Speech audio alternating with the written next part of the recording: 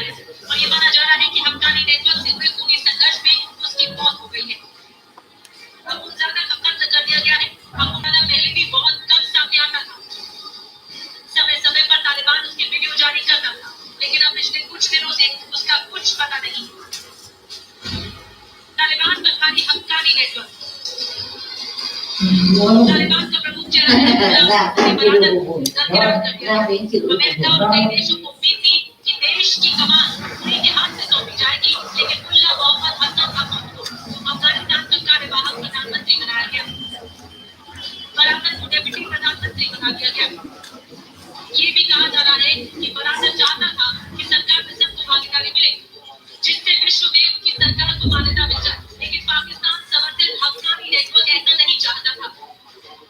बरादर के बाद भी दीदी को सत्ता पाने की वजह मानता है